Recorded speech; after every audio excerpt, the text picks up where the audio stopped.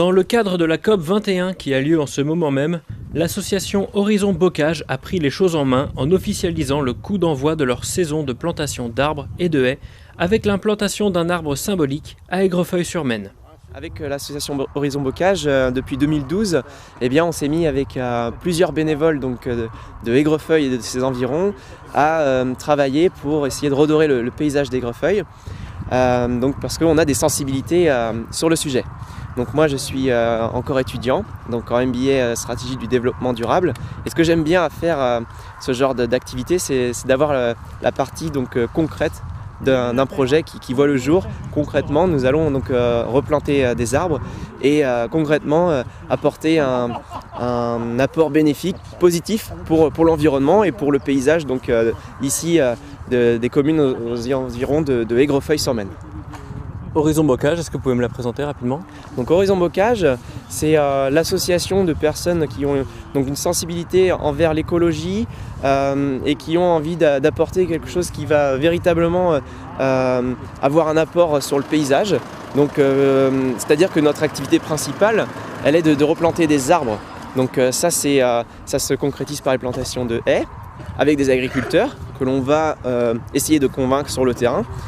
Et également par des plantations d'arbres d'alignement et depuis très peu de temps des plantations en agroforesterie. Donc le fait de planter des arbres de manière alignée en plein milieu de champ, donc ça fait réagir, mais finalement il y a un bénéfice assez conséquent. Il faut en fait s'intéresser au sujet pour étudier la chose. Donc ce matin la plantation d'une haie et d'un arbre symbolique. Exactement, donc ce matin c'est notre première plantation de la saison 2015-2016, c'est notre troisième saison de plantation.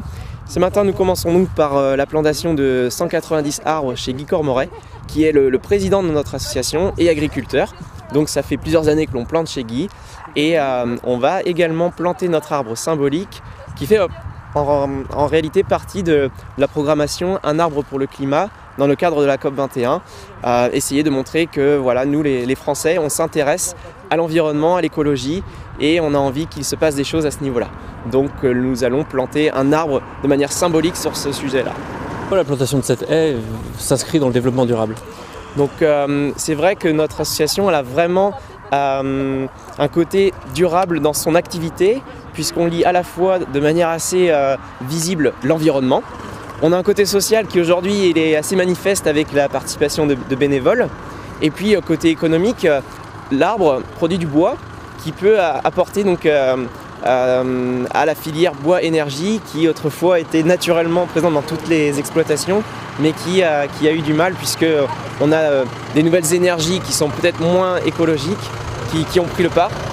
Et donc forcément c'est une énergie qui est plutôt écologique au fond, donc c'est l'intérêt qu'elle peut avoir sur l'aspect économique du développement durable de notre association.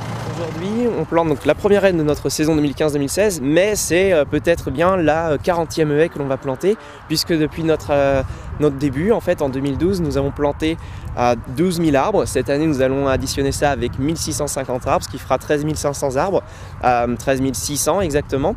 Et donc, on a une certaine connaissance technique du sujet qui vient se mettre en place. Aujourd'hui, nous allons planter sur un talus. Les arbres sont sur une motte, ce qui va être bénéfique pour eux. Et on a une douzaine d'essences.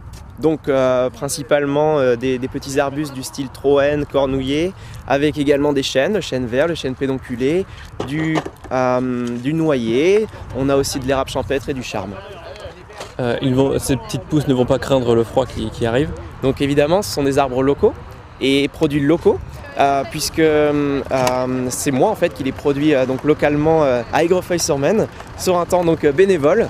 Et bien sûr, ils sont acclimatés au climat du vignoble nantais, donc bien adaptés au paysage également, puisque l'idée c'est que ça ressemble vraiment à ce qui va pousser naturellement dans le secteur. L'arbre symbolique que nous plantons est un Ginkgo biloba, qui est un arbre japonais. Et la raison pour laquelle on a choisi cette variété, c'est tout un symbole également, puisque c'est un arbre japonais, comme je le disais, qui a résisté à la bombe atomique en 1945. C'est la seule essence d'arbre qui n'était pas radiée.